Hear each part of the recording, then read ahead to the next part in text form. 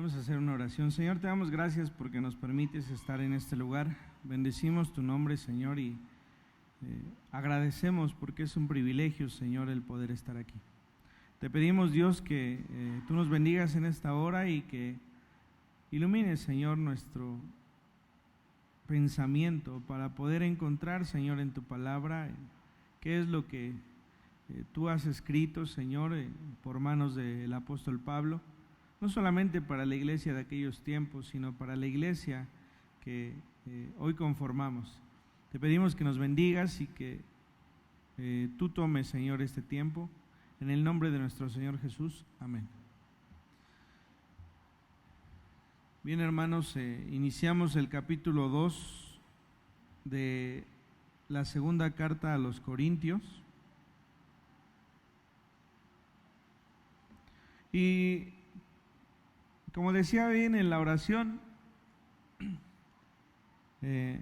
esta palabra que está escrita en apariencia a una iglesia en específico, es una palabra que también nos ocupa a nosotros y que ocupará a los que vengan, porque sin duda Dios conoce el corazón del hombre y este no cambia.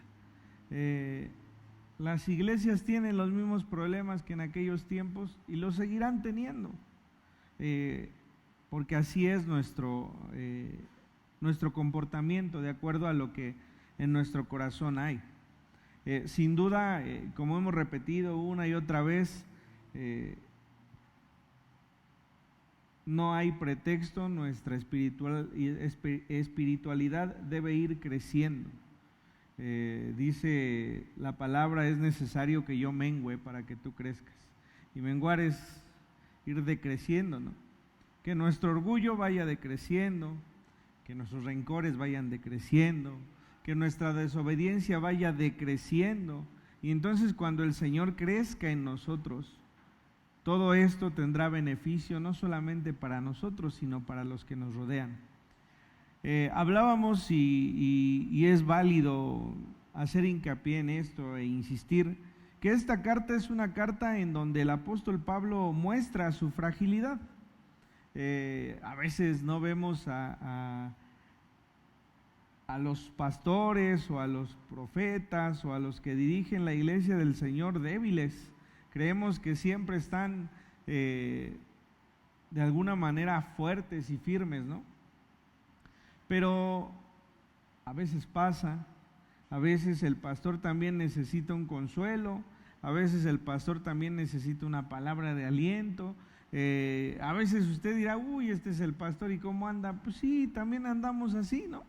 También tenemos problemas, también tenemos trabajo, también tenemos hijos, también tenemos hermanos, también tenemos padres, también tenemos enemigos, ¿no? Somos como cualquiera de nosotros. Siempre trataremos de apegarnos a lo que enseñamos, pero en ocasiones Dios nos tiene que enseñar que también somos frágiles. Así que el apóstol Pablo escribe esta carta mostrando esa fragilidad. Concluíamos el primer capítulo la semana anterior en donde dice el apóstol Pablo ahí en el versículo 23, mas yo invoco a Dios por testigo sobre mi alma, que por ser indulgente con vosotros no he pasado todavía a Corinto. Y les decía, hay que calmar nuestro ser para poder estar con los hermanos, para poder sin duda traer una palabra que pudiese modificar su conducta, porque tenemos que hacerlo en el amor, ¿no? Muchas veces nos reímos cuando dicen, pues en el amor del Señor, hermano, y sopas, ahí te va, ¿no? Muchas veces no hay tanto amor cuando alguien nos dice así, otras sí, la mayoría de las veces sí, pero debemos ser congruentes con lo que aprendemos y enseñamos. Y dice el capítulo 2, esto pues, determiné para conmigo no ir otra vez a vosotros con tristeza, porque si yo os contristo, ¿quién será luego el que me alegre, sino aquel a quien yo contristé? A ver, el apóstol escribe casi siempre que parece trabalenguas, ¿no? Dice, ¿quién será luego el que me alegre, sino aquel quien yo contristé? Y previamente dice, pero si yo os contristo. ¿Qué es contristar? Es entristecer. Cuando David escribe aquel Salmo 51, Dice a un corazón contrito, es decir, un corazón entristecido por el pecado. ¿Cómo sabemos, hermanos, que estamos arrepentidos después de haber pecado delante de Dios? Porque nuestro corazón está triste, nuestro corazón está abatido. Esa es la manera en que nos damos cuenta. Así que el apóstol utiliza esta misma palabra y dice así: no quiero ir otra vez a vosotros con tristeza. Yo no quiero presentarme en la iglesia, en el templo del Señor, triste. ¿Por qué? Porque si yo voy de esta manera, los voy a entristecer a ustedes también. Y si yo los entristezco, entonces ¿quién me va a consolar a mí? A los que yo entristecí, pues no sirve de mucho, ¿verdad? A veces, hermanos, nosotros queremos los apapachos de los que nos rodean, ¿no? Pero a veces les entristecemos también. A veces es tal nuestra situación que venimos con ellos y lejos de que nos puedan dar un consuelo, acabaremos consolándolos a ellos, ¿no? Porque nosotros debemos ser firmes en algo. El primer consuelo que debemos buscar está en el Señor. Porque Él es quien conoce nuestro ser. Él es quien conoce lo profundo de nuestro ser. Así que no puedo decirles que evitemos siempre que estemos tristes contárselo a alguien más. A veces eso, el simple hecho de contarlo nos da aliento. Pero dice el apóstol: si yo voy a ustedes así como estoy ahora, lo único que va a suceder es que los voy a entristecer a ustedes. Y entonces no habrá quien me consuele, ni quien les consuele a ustedes. Por eso el apóstol ha decidido esperar a poder ir a Corinto para ir en otra actitud. Y esto mismo os escribí, pero para que cuando llegue no tenga tristeza de parte de aquellos de quienes me debiera gozar, confiando en vosotros todos, que mi gozo es el de todos vosotros. Hay una cercanía tal del apóstol con esta iglesia y con todas a donde ha ido, que él sabe que el verlos a ellos gozosos alegrará su propio corazón. Esto alimentaba su corazón. Entonces él espera poder ir cuando ellos estén gozosos y cuando él mismo esté gozoso, para que esto prevalezca.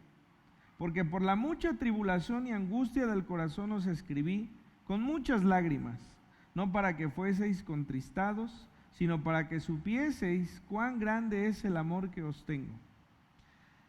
Después de este versículo 4, el apóstol hablará de una persona sin mencionar su nombre.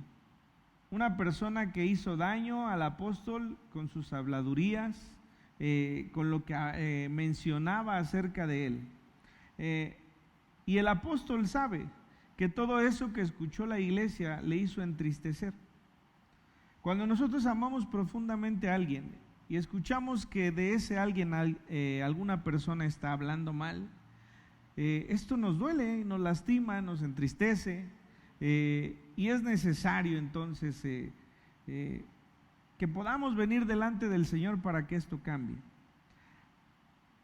No Él les escribe esto para que todos se pongan tristes, es decir, le está diciendo: a ver, yo estoy triste y estoy muy, muy, muy triste por la tribulación que estoy pasando, por la angustia que estoy pasando, pero no se los escribo para que ustedes se pongan tristes conmigo, se los escribo simplemente para saber que quiero ir cuando esté gozoso, porque los amo profundamente. Y dice el versículo 5: pero si alguno me ha causado tristeza, no me la ha causado a mí solo, sino en cierto modo, por no exagerar, a todos vosotros. Y empieza a hablar de esa persona que le ha causado tristeza. Le basta a tal persona esta reprensión hecha por muchos. Así que al contrario, vosotros más bien debéis perdonarle y consolarle para que no sea consumido de demasiada tristeza. Fíjense bien, alguna persona ha estado hablando del apóstol muy fuerte y muy insistentemente. Esto, junto con la tribulación que está pasando y con la angustia que tiene en el corazón, le ha causado mucha tristeza. El apóstol sabe, porque alguien le ha contado que es así, que los hermanos del templo, que los hermanos de la iglesia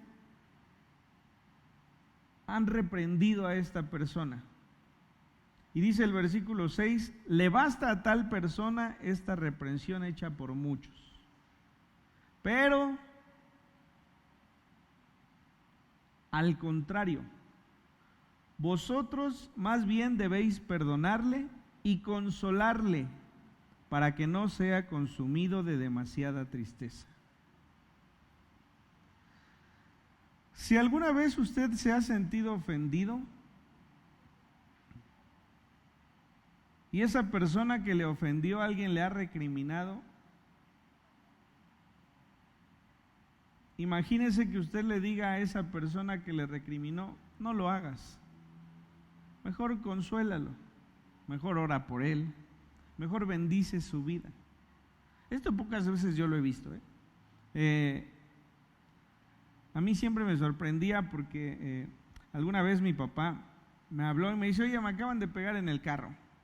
Estaba ahí por Romero Rubio, allá hacia Oceanía, y pues yo me fui, yo creo que habré llegado en unos 15 minutos, y ya me iba yo a pelear con la persona esta, ¿no? Y me dicen, papá, no, pues si no te hablé para eso. Pero esta persona lo estaba ofendiendo, y ni siquiera él era el que iba manejando, le estaba enseñando a manejar a su novia. Si tienen novia, no les enseñen. Le estaba enseñando a manejar a la novia, entonces la novia le pega al carro y todavía se ofende y empieza a ofender a mi papá, ¿no? Entonces yo llegué en medio de la ofensa a querer defenderle y me dice, no, pues si no te hablé para eso, ¿no?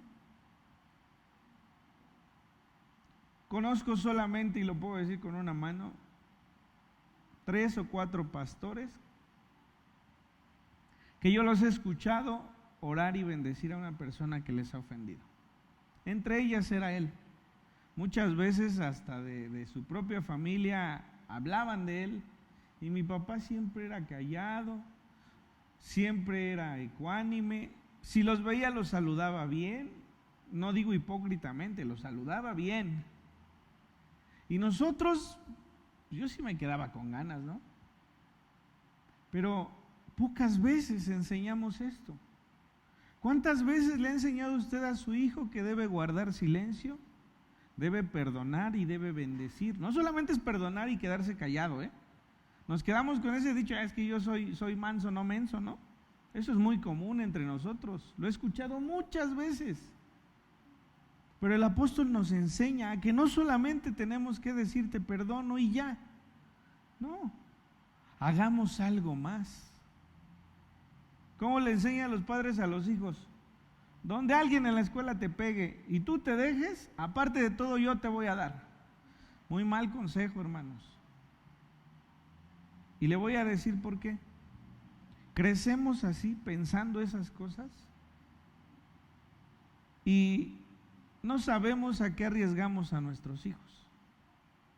Hace un año o año y medio una señorita murió porque se peleó con otra, ¿no? Y pareciese que no era tan grave, y la mató.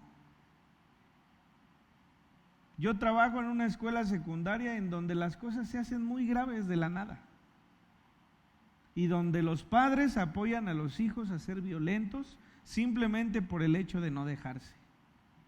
Pero los arriesgamos. Si no estamos hablando de la espiritualidad, físicamente los arriesgamos, porque ya hay gente mala. Entonces el día que alguien se quiera desquitar de sus hijos, y sea porque ellos no fueron mansos en su respuesta, tendríamos que sentirnos culpables. Pero el apóstol va más allá. Él sabe que se ha lastimado su nombre, que se ha sido insistente, y que incluso algunos hermanos le han reprochado a esta persona que haya hablado mal de ellos. Y él les dice, es suficiente. Al contrario, perdónenle, consuélenle, para que éste no esté tan triste como para irse. Eso es lo que les está diciendo. Así que si nosotros habitamos en este templo, debemos comprender que no hay una ofensa mayor que la que el Señor Jesucristo vivió. Esa sí era ofensa, ¿no? Fue crucificado, fue una muerte maldita, Una muerte que estaba dada para todos los que pecaban.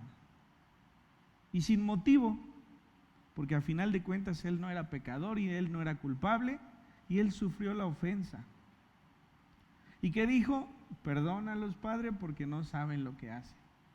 Con el mismo Esteban, el que el mismo Pablo confirmó que se le matase, dice que vio los cielos abiertos, dice, y veo al Hijo del Hombre. Y entonces Esteban, ¿qué dijo? Lo mismo. Señor, no les tomes en cuenta este pecado. A punto de morir.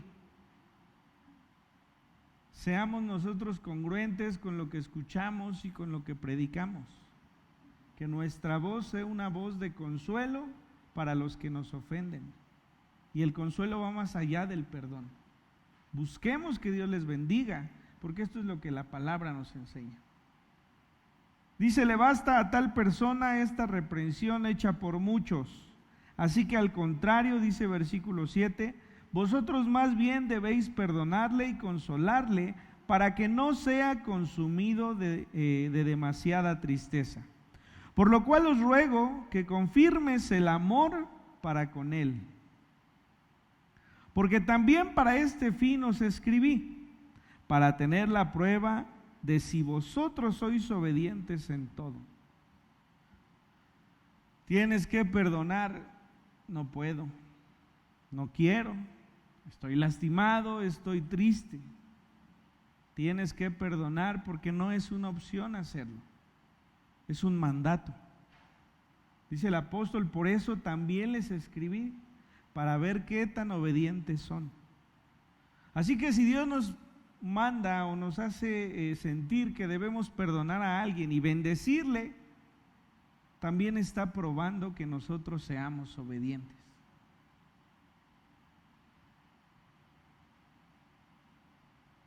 Y al que vosotros perdonáis, dice el versículo 10, yo también, porque también yo lo he perdonado. Si algo he perdonado por vosotros, lo he hecho en presencia de Cristo. Para poder hablar del perdón es porque nosotros hemos aprendido a perdonar. Si nosotros queremos enseñar a la gente a amarse los unos a los otros y nosotros no lo hacemos porque no se merece nuestro amor, mal estamos.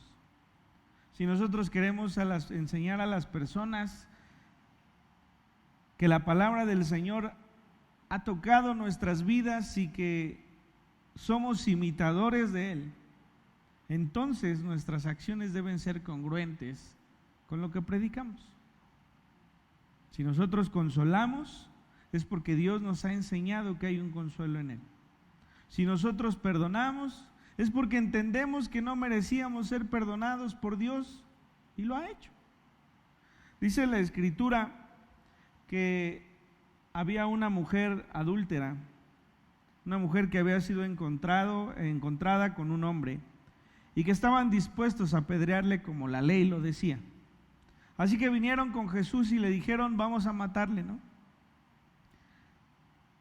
Dice que el Señor tomó una piedra y se levantó, se incorporó y les dijo, el que esté libre de pecado, que arroje la primera piedra. Algunos comentaristas dicen que quizá el Señor al levantar la piedra empezó a notar pecado tras pecado de todos los que estaban presentes. Acuérdese de su pecado, no me lo cuente obviamente, acuérdese de su pecado, imagínense que yo lo estoy escribiendo aquí. David hizo tal, Jonatán hizo tal, el hermano Sergio hizo tal. Yo me acuerdo que en la fecha tal, la hermana Dulce hizo esto. ¿Cómo va a señalar a alguien si usted sabe que ha pecado delante de Dios? Así que dice que el Señor, levantando su vista, ya no encontró a nadie. Y le dijo a la mujer, mujer, ¿quién te acusa? Todos se habían ido. Yo tampoco te acuso, dice el Señor. Vete y no peques más. Esta es la actitud que nosotros debemos tener. ¿Alguien ha pecado y nos ha lastimado? ¿Alguien lo ha hecho con alevosía? Quizá debamos acordarnos de nuestro propio pecado Y quizá debamos acordarnos de que en nuestro pecado nosotros hicimos que el Señor Jesucristo muriese en la cruz. Esa es la única manera en que veremos a las personas con misericordia, con la misma mirada que el Señor tuvo, con la mirada que el Señor tuvo de Pedro cuando levantando su rostro lo vio negándole. Dice la Escritura que Pedro le negó 3 veces como el Señor se lo había dicho, y cuando lo negó la tercera vez, dice que la mirada del Señor se levantó y le vio. No le vio con una mirada de acusación, lo vio con una mirada de consuelo, como diciéndole: te dije que esto iba a pasar, pero te perdono. Así es como nosotros debemos actuar con los demás. ¿Nos han lastimado? Puede ser. ¿Y nos volverán a lastimar? Seguramente. ¿La misma persona? Tal vez. Quizá otra. Pero ¿saben? Nosotros hemos lastimado al Señor cada que pecamos. Y venimos y le decimos: Señor, ya te he pedido perdón por esto, y lo volví a hacer, y lo volví a hacer, y lo volví a hacer. Es que esta persona es insistente y siempre busca mi mal. Nosotros somos insistentes en lo que hacemos y el Señor nos perdona. Y dice que nos perdona y que todo eso lo arroja al fondo del abismo y no se acuerda más. Así que, hermanos, es nuestra obligación perdonar. Dice el apóstol: les escribí para ver qué tan obedientes son. Pero también quiero que sepan ustedes que yo he perdonado también, así como se los estoy pidiendo. Y dice que lo hizo delante de Cristo. Dice: si algo he perdonado por vosotros, lo he hecho en presencia de Cristo. Delante de Dios es que nosotros perdonamos. Delante de nuestro Señor Jesucristo es que nosotros doblegamos nuestro corazón y nuestro orgullo para perdonar a alguien. Perdónanos nuestras ofensas, así como nosotros perdonamos a los que nos ofenden. Esto es algo que debemos hacer. Y dice más, versículo 11: para que Satanás no gane ventaja alguna sobre nosotros, pues no ignoramos sus maquinaciones. Así que no ha perdonado y no quiere perdonar, y yo hasta que Dios me toque voy a perdonarlo. No estoy preparado para esto. Bueno, la Biblia dice que estamos dando pie a Satanás para que Satanás no gane ventaja alguna sobre nosotros, pues no ignoramos sus maquinaciones. Cuando usted no perdona, usted está mal primero, porque emocionalmente está mal. Hasta nos enferma a veces, ¿no? Somos tan corajudos que nos enfermamos. La persona a la que usted no ha perdonado está mal, y a veces la tristeza también nos hunde. Esa es la ocasión que nosotros damos a Satanás. Cuando llegué a Troas para predicar el Evangelio de Cristo, aunque se me abrió puerta en el Señor, no tuve reposo en mi espíritu por no haber hallado a mi hermano Tito. Así, despidiéndome de ellos, partí para Macedonia. Termina de darles una explicación del por qué no vino a ellos. Dice: yo llegué a Troas, y si algo le gustaba al apóstol era llegar y ver puertas abiertas para poder predicar, ¿no? Pero era tal su tristeza y tal su tribulación y su angustia que dice: aunque se me abrió la puerta en el Señor, no tuve reposo en mi espíritu. Aunque estaba presto para poder llevar la palabra del Señor, no tuve tranquilidad en mi espíritu por no haber hallado a mi hermano Tito. Dicen que el que llevaba las cartas en ese momento del apóstol era Tito.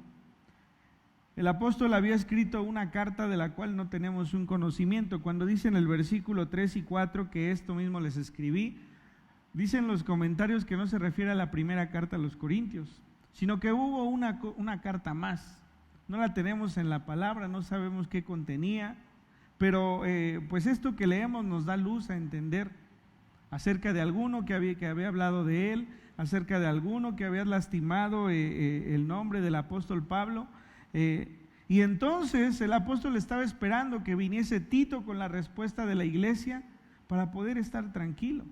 Entonces dice, se abrió puerta cuando llegué a Troas para predicar el evangelio, pero no tuve tranquilidad, no tuve reposo en mi espíritu por no haber hallado a mi hermano Tito. Así después, dice, despidiéndome de ellos, partí para Macedonia. Así que es una tarea que debemos pasar. Debemos confiar en el Señor y debemos estar tranquilos, y su paz y su sustento debe estar en nuestras vidas, hasta que lleguemos a ser obedientes a tal forma que los que nos ofenden hallen bendición porque nosotros hemos orado por ellos. Es un paso más allá, espiritualmente hablando. El apóstol les ha enseñado que Él ha perdonado, así que les pide y les exige que ellos también lo hagan. Para cerrar este capítulo 2, nos dice algo más el apóstol. Dice, mas a Dios gracias, el cual nos lleva siempre en triunfo en Cristo Jesús, y por medio de nosotros manifiesta en todo lugar el olor de su conocimiento. Porque para Dios somos grato olor de Cristo en los que se salvan y en los que se pierden, a estos ciertamente olor de muerte para muerte, y a aquellos olor de vida para vida. Y para estas cosas, ¿quién es suficiente? Pues no somos como muchos que medran falsificando la palabra de Dios, sino que con sinceridad, como de parte de Dios y delante de Dios, hablamos en Cristo. A ver, para estos últimos versículos, quisiera ver lo que significa la palabra medran. La palabra medran significa crecer. Entonces podemos leerlo así: pues no somos como muchos que crecen falsificando la palabra de Dios, sino con sinceridad, como de parte de Dios y delante de Dios, hablamos en Cristo. Hay iglesias muy grandes, muy grandes. Muchas veces es porque no importa cómo están ganando a las personas que habitan en esos templos. Pero dice el apóstol, no somos como muchos que crecen falsificando la palabra de Dios. Muchos crecen porque el evangelio que enseñan ni siquiera enseña que se pueden perder si no creen, ¿no? Pero la palabra en todos lados dice que solamente el que cree puede hallar salvación, pero el que no cree es condenado. Entonces el apóstol Pablo dice en estos versículos, nosotros hemos predicado y hemos encontrado en Cristo el triunfo.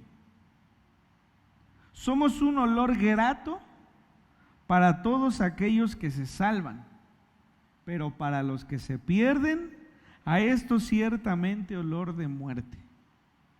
Si el evangelio que nosotros enseñamos no deja ver a los que nos escuchan que si no creen se pueden perder, estamos equivocados.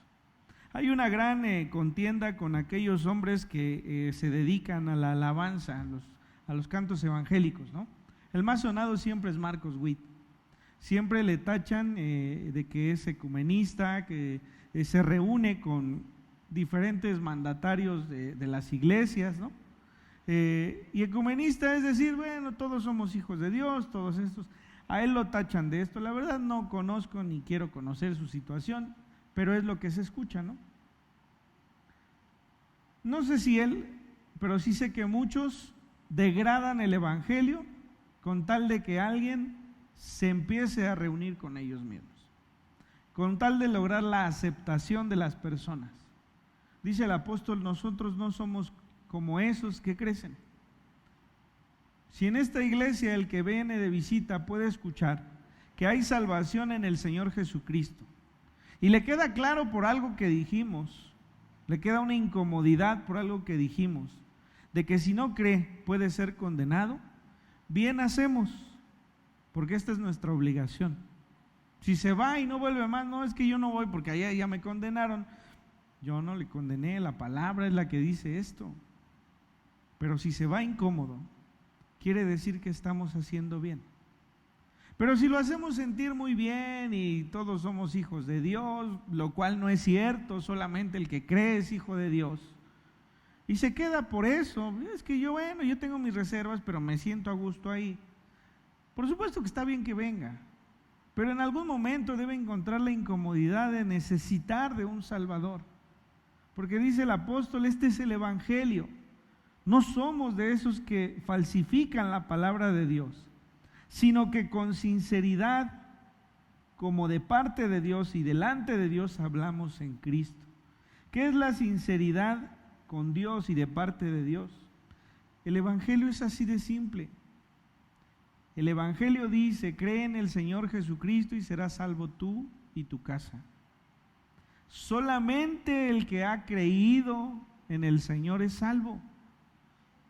Si una persona no cree, así sea nuestro hijo, nuestro esposo, nuestro amigo, nuestro hermano, la persona que más amemos en esta tierra, si no ha creído en el Evangelio, se va a condenar. Por eso es la urgencia de que nosotros les prediquemos acerca del Señor Jesús, con insistencia. A veces no nos queremos pelear con ellos y mejor nos quedamos callados. Error, porque si ellos no creen en el Señor, habrá una condenación. Así es, así dice la palabra. Por eso cuando tengamos oportunidad, hermanos, prediquemos. Pero también cuando tengamos oportunidad, perdonemos. Pero también cuando tengamos oportunidad, consolemos. ¿Por qué? Porque esto va a llevar más a los pies del Señor a los que nos ven hacer algo que a los que nos escuchan. ¿Por qué le perdonaste si se la pasa lastimándote? ¿Por qué le perdonaste si todo el tiempo habla mal de ti? Le he perdonado porque eso es lo que el Señor me ha enseñado. Le he perdonado porque al final de cuentas, cuando yo le perdono, yo puedo encontrar la tranquilidad y paz en mi corazón. No hay mejor premio para el que perdona que el poder vivir en paz. Decía mi papá, y con esto concluyo, hermano, yo perdoné a mi esposo por su infidelidad, le decía una hermana, pero de repente me acuerdo lo que me hizo y me vuelvo a enojar. Y mi papá la interrumpió y le dijo, hermana, entonces acuérdese también que ya le perdonó. Cuando el recuerdo nos traiga otra vez un dolor, recordemos también que hemos perdonado. Cada que nos suceda, hagámoslo, porque vamos a ganar más, vamos a vivir en paz, vamos a dormir tranquilos. ¿Le ha pasado que no ha dormido por una situación complicada? Estoy seguro que sí. Y aquel está dormidito en su cama como si nada, ¿no? Vivamos en paz. Nada robe nuestra paz, decía, ¿no? Que nada robe su paz. Porque esto es un don de Dios. Cuando nosotros aprendamos a perdonar, nosotros vamos a vivir con la tranquilidad de saber que estamos haciendo lo correcto y que Dios se agrada de nosotros. Y que hemos demostrado, como dice el apóstol Pablo, que podemos ser obedientes. Prediquemos el Evangelio y hagámoslo con el fin de que las personas escuchen que hay una salvación, pero que también hay una condenación. No abaratemos el Evangelio del Señor. Esto no nos corresponde a nosotros. Si han de llegar, que se llene el templo de personas que saben que en el Señor Jesucristo hay salvación, pero que sin Él hay una condenación eterna. Señor, te damos gracias por tus bendiciones, te damos gracias porque tú nos enseñas día con día. Tu palabra es firme, tu palabra es inmutable, no cambia. Tú nos enseñaste el perdón cuando fuiste a la cruz del Calvario y sin que siquiera lo pidiéramos, moriste por cada uno de nosotros. Entre nosotros, dentro de esta misma iglesia cristiana, Habemos quien nos equivocamos y quienes pecamos constantemente. Pero estoy seguro que tú nos has llevado cada día, Señor, a pedirte perdón por nuestros actos, por nuestros pensamientos e incluso, Señor, porque no hemos decidido correctamente al perdonar a alguien más. Llévanos a un grado de espiritualidad, Señor, en el que perdonar sea algo constante en nuestros corazones. Que actuar con misericordia y con benevolencia sea constante en nuestros corazones. Te rogamos que así sea, Señor.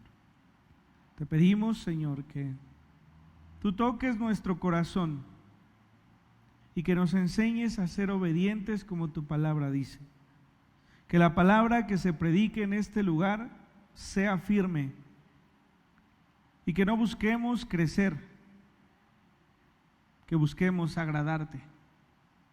Te lo rogamos, Señor, en tu nombre, en el nombre de nuestro Señor Jesucristo. Amén.